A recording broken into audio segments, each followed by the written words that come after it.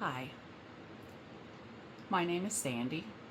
You may have heard my voice on my channel, Lazy Day Crochet, where I go through and try to teach anyone interested in learning how to crochet. I'm talking to you because I had a recent reoccurrence of breast cancer from my original diagnosis 10 years ago in 2015, and it's metastatic, ER/PR negative, HER2 positive this time, and I am in a treatment with ENHERTU and Progetta. I did what most of us do when we want to learn something. I searched the YouTubes for what happens with ENHERTU treatment. And what I found was a lot of, you can do this, let's be positive, which is all really good things, but not a lot of information about what actually happened during the treatment. Videos of them receiving the treatment. And I really felt like that didn't help me. So I don't know if there are other people out there, if you're watching this because you also want to know what happens in HER2 treatment. But that's what I want to talk about. I just had my first chemo on, let me look at my note here, on June 24th. And I want to talk a little bit about the symptoms. Everyone is different, and so things that happen to me may not happen to you, but maybe just give an idea of what happened to me can help you to understand maybe things to look out for and what might happen to you. So the first thing, everyone in all the videos I saw, when you're on the first 4 days of steroids, everything is great, right? It prevents the nausea, prevents the diarrhea, it prevents you from feeling bad. And then the video stops, and then it just goes to the next chemo or some other discussion. But it doesn't talk about what really happens during that chemo. So today, as I sit here, I am on day, pardon me, if I didn't have my notes, I wouldn't know. I am on day 15 from my original first chemo dose. And this is the first time I've actually feel normal, where I can sit in front of the camera and talk to you about my experience. So let me just say, those first 4 days are great. The added steroids are fantastic. But let me tell you what happened to me when they stopped.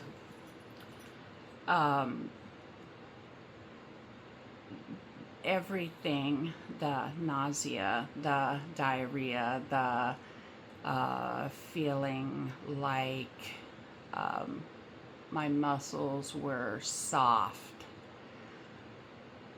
I don't know if that will make sense to you, but my muscles felt soft, and it was difficult to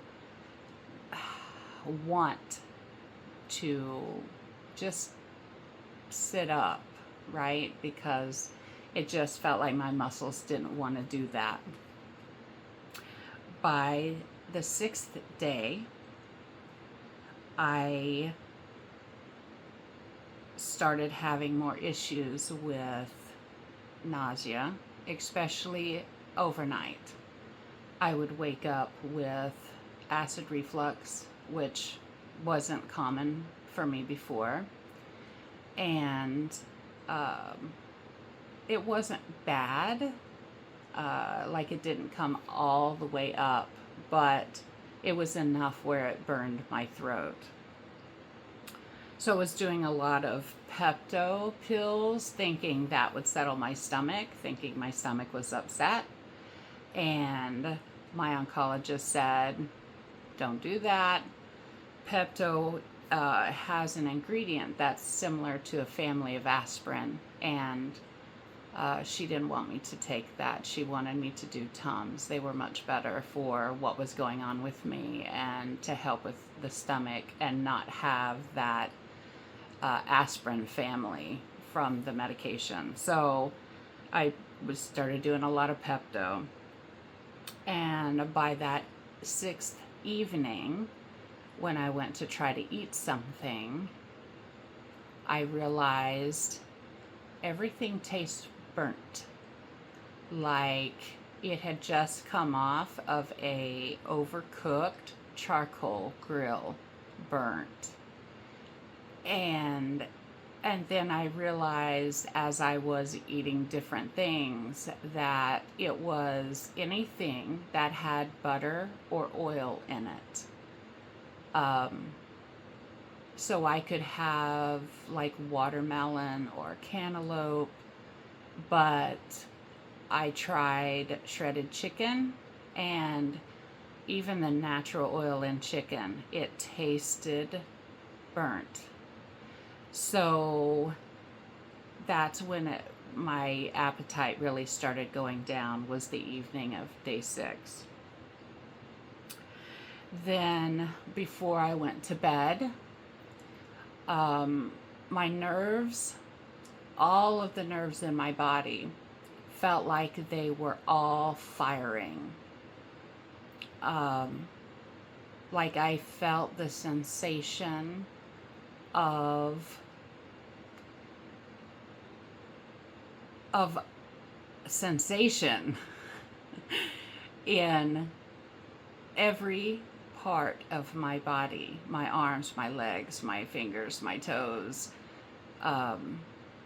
my back, my shoulders, everything, my face. It just felt like every nerve in my body was firing. And I'm fortunate enough that I take Valium in the evening to help me sleep, because I would have feet cramps and leg cramps, and the Valium prior to the treatment helped me maintain the ability to sleep all night. So I took the Valium, and it helped relieve that nerve firing, whatever was happening. On day 7, I woke up and felt like I had had the flu times 50. Every muscle in my body felt like jello.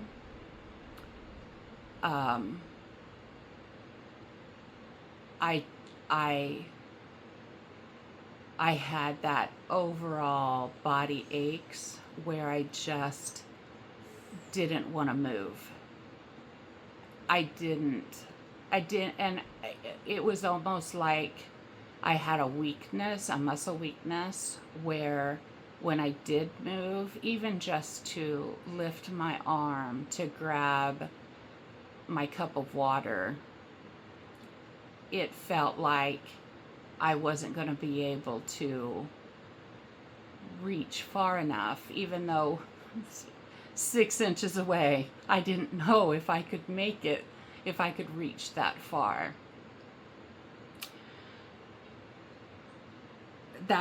So day 7, was the first full day that it was where the hard days started for me.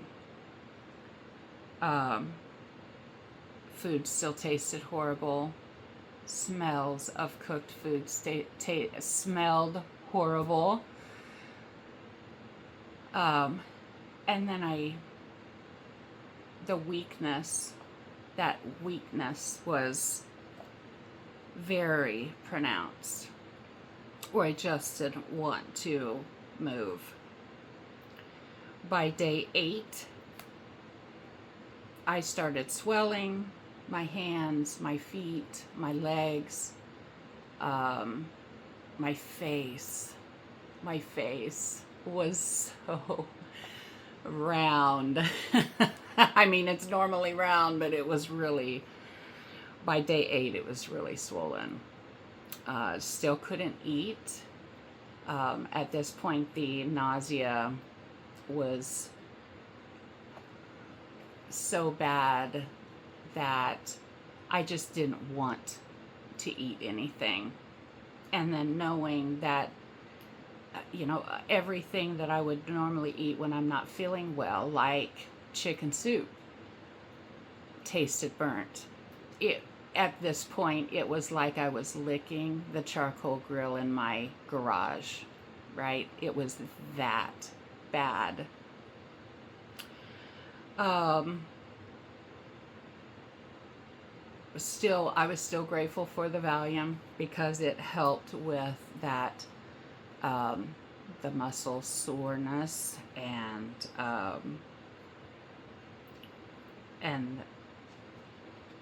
but I was still waking up every couple of hours during the night, nauseous. Now, I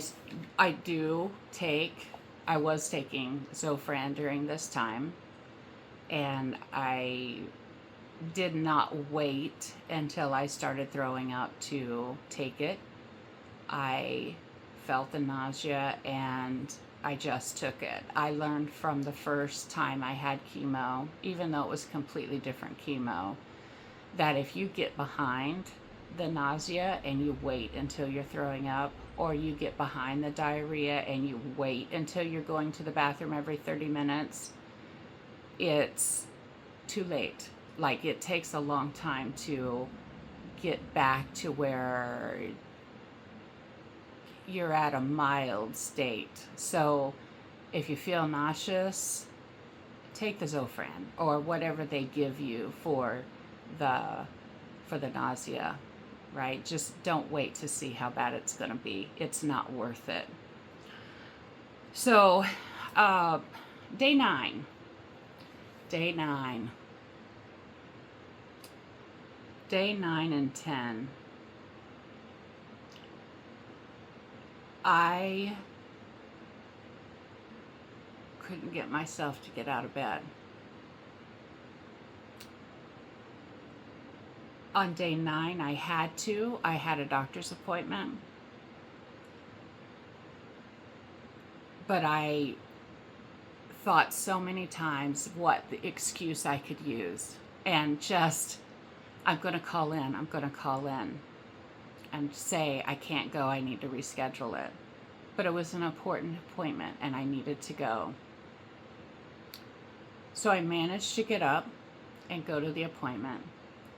But the rest of the day, I stayed in bed. I couldn't sit up. I couldn't even sit up leaning against something. I felt so weak. My muscles felt so weak, and they literally felt like jello, like there was like they had no ability to hold me up. Even if just picking my arm up, it just felt like it wasn't happening. And at this point, it was like, the flu times 50, where you get that, I can't say it's a shaky feeling, but your muscles are, they do that little tremble, and and you just feel bad. That was my 9 and 10. There was no getting out of bed. Not happening. I also, the nausea had gotten so bad, even with the Zofran. Like, I wasn't throwing up or anything, but I just felt so bad. It was hard for me to keep up with fluids, which isn't good because you don't want to dehydrate yourself. I just couldn't do it. I couldn't do it. I would take drinks of my water, but it wasn't anywhere near what it really should have been. By day 11, I still felt weak, but the swelling had gone. I no longer had the swelling in my face and my hands, my feet, my legs. I felt better. I was able to, this was the 4th of July evening, so I was able to sit and watch our friends pop fireworks and my son to pop fireworks. I didn't get up to do anything. I didn't have that kind of energy. I actually had opened the hatch in an SUV and just laid down in the back and watched everybody pop everything, which worked out great. On the 12th day after, I started feeling even better. I was more able to sit up for long periods of time.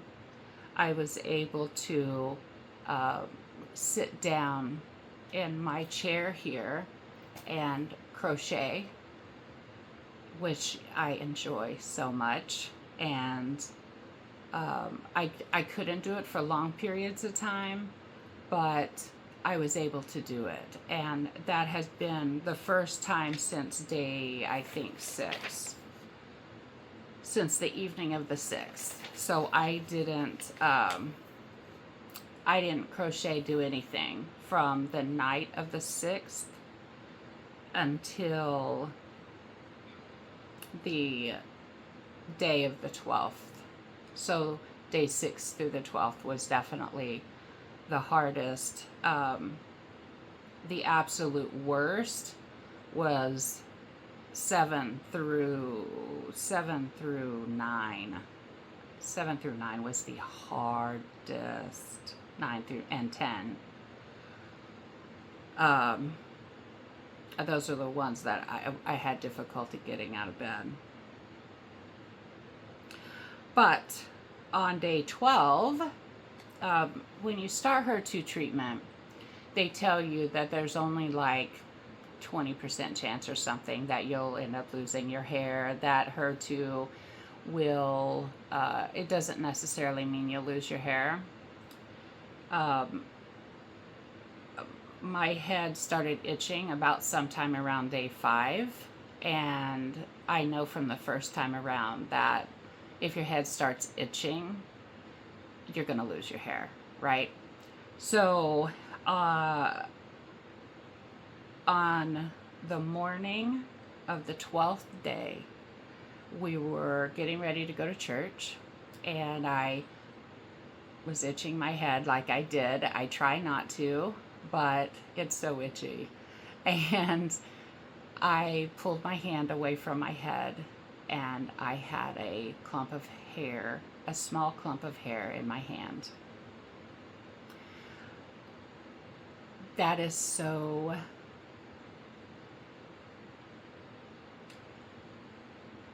breathtaking, because your brain knows that you shouldn't just be able to put your hand through your hair and have your hair fall out like that. So I knew that that was going to be the day that I would have to shave my head, because I waited the first time, my first diagnosis, I waited until it really started falling out.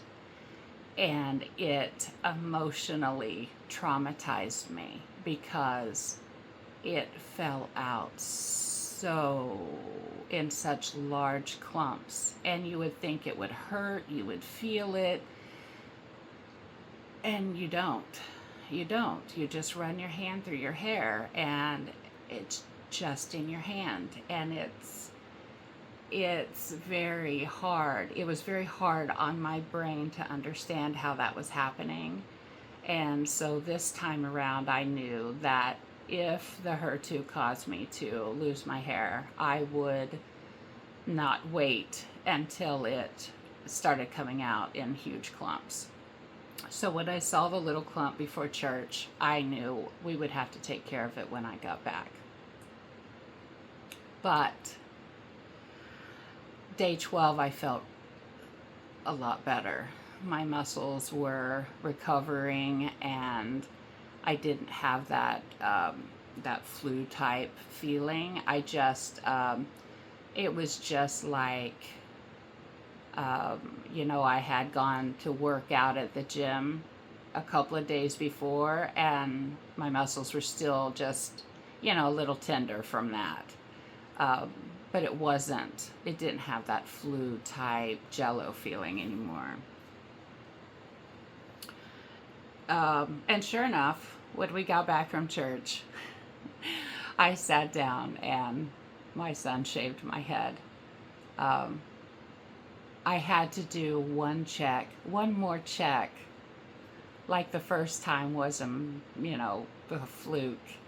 And I ran my hand through my hair, and I felt the knots, like these little knots in the back of my hair.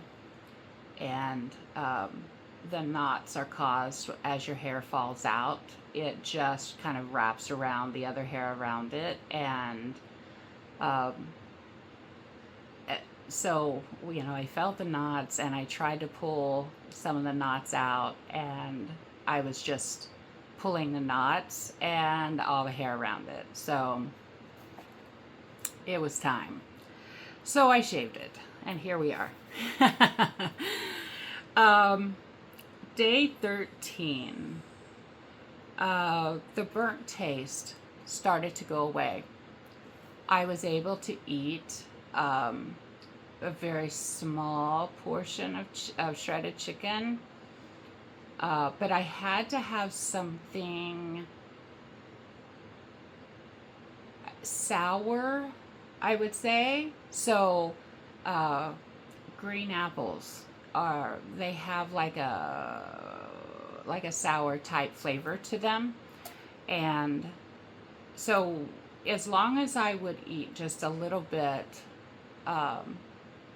and then I would eat something that is sour, or cottage cheese was another one. I could have the cottage cheese. You would think there's fat in there, right? But dairy didn't bother me. It wasn't like that.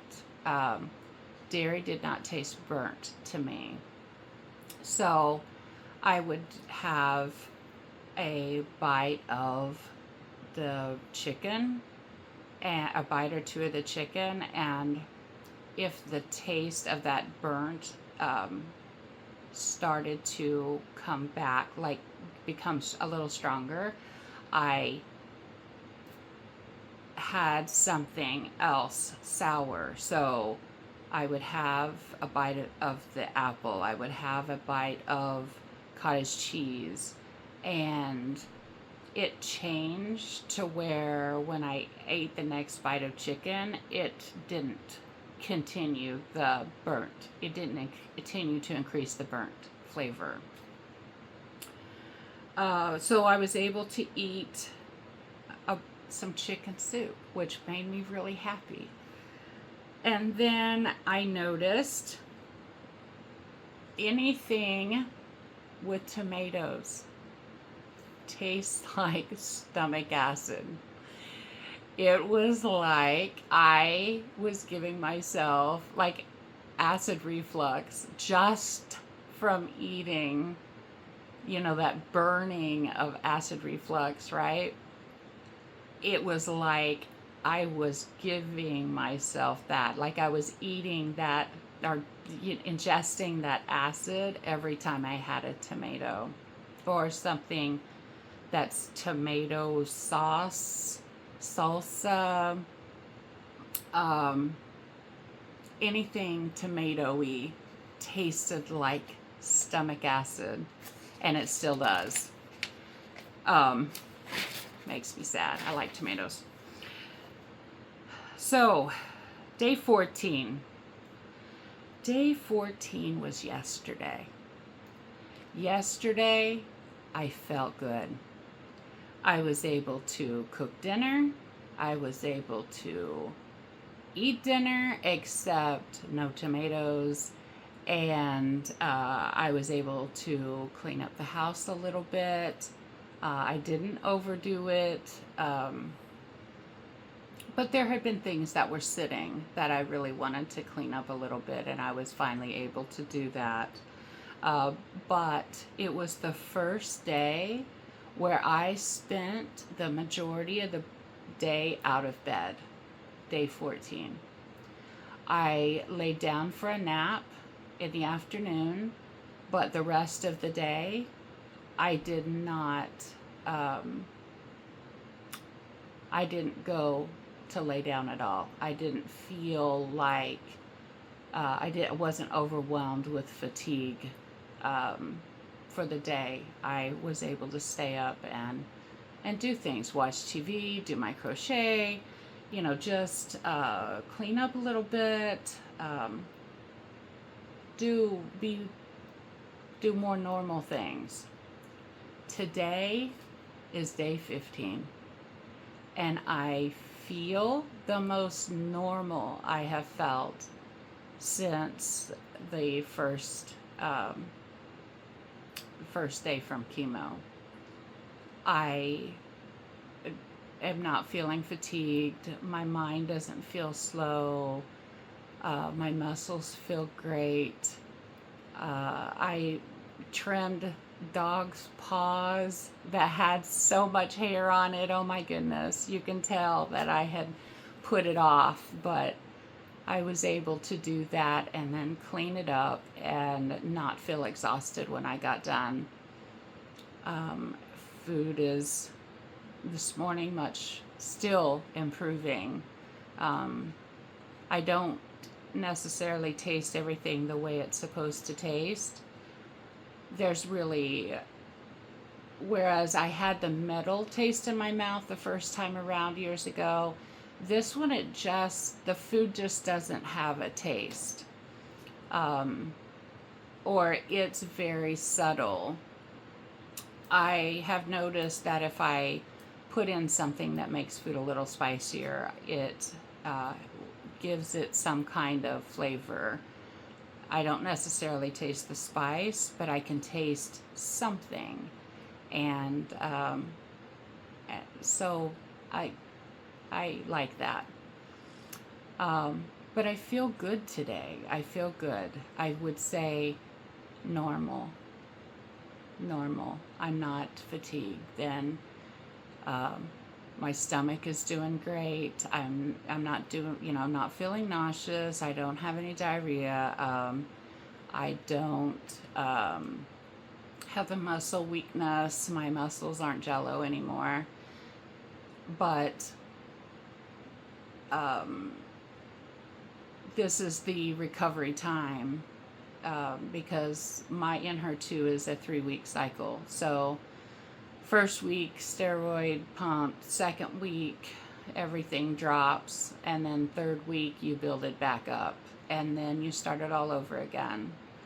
So for those who are watching this that are wanting to know more about what to expect during the actual treatment cycle, that was my breakdown for the days and which ones that were the hardest for me. I have marked on my calendar 5 days, I'm sorry, 6 days uh, from the 5th day through the 11th day of treatment, that those are going to be the tough ones, because that's when the food started changing taste. That's when the smells started changing.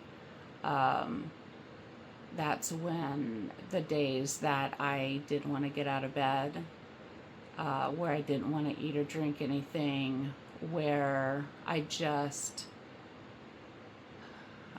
wanted to sleep. I just wanted to sleep.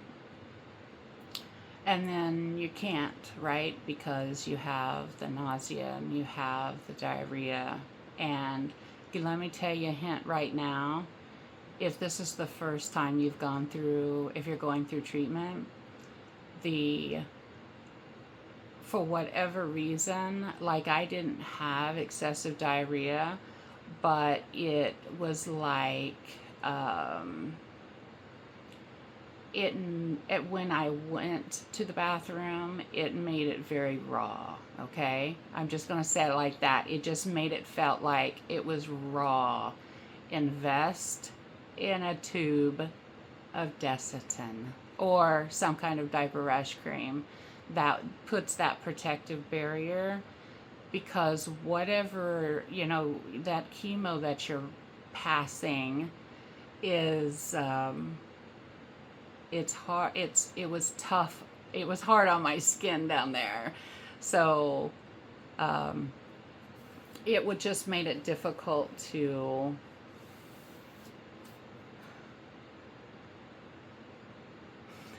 it just made it difficult to wipe. I'm just going to say it, okay? It made it difficult for me to wipe. So I have like hemorrhoid wipes, and then we have like baby wipes, and there's soothing wipes, and I don't care what I wiped with it.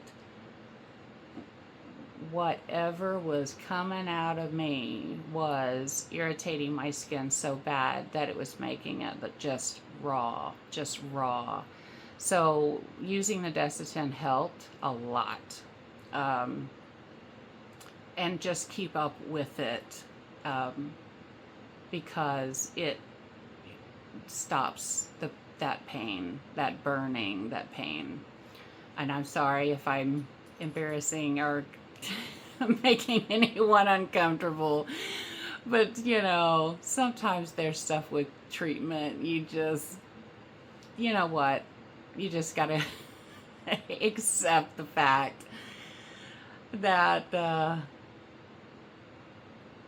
Desitin is needed, by golly, or whatever diaper rash cream you need. There wasn't really anything else.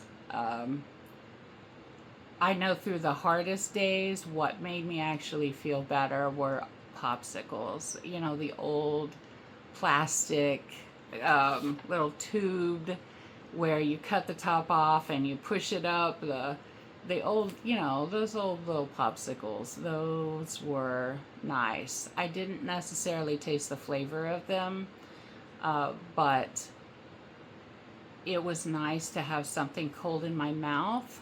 I didn't really get sores on my tongue, but my tongue, the tip, like the edge of my tongue was really sore. And I think a lot of that was because my mouth was dry, and so I would move my tongue around, like rub it against my teeth, trying to stimulate saliva in my mouth, and I very well could have caused the tongue irritation. But when I started using the popsicles, that stopped. So I would recommend popsicles and the Desitin, and there wasn't anything else, I don't think, that really helped. I know that the next time around I want to try like ice packs or heat packs on my jello muscles just to see if I can get some relief with it, because I I have to figure out, because I'm metastatic this time around, there's no end to treatment. Um, it is just, this is considered palliative treatment, not curative. So if this is something that I need to put in my life, that's going to be part of my life, which it is, I'm going to have to figure out a way on those, the 6 through 11 days, um, how I can better manage the that muscle fatigue and that muscle jello, and the overall feeling of not wanting to get out of bed. So that is where I'm at so far. I'm only going to keep improving and feeling better from here, because that is the cycle of the chemo. My next video will be on the second chemo, and see to see if the symptoms are the same, if the days are the same that I have the struggle with. And if anybody has any questions, put them below and I will answer them on my next chemo. The next chemo is on July 15th. So we'll see if the symptoms and everything are the same. Thank you so much. I know that on my Lazy Day Crochet channel, you have heard my voice explaining how to do single crochets and chain stitches, and so I'm sorry that the first time that you get to see my face is talking about metastatic breast cancer treatment, but I really am hoping that this video will help for anyone who wants to try to be prepared for what they can expect during treatment, or what could happen during treatment, and it can give you some comfort that even in your hardest days, that it does get better, even though at that time you just don't think that. I appreciate everyone who took the time to watch this, and I will see you on Chemo 2.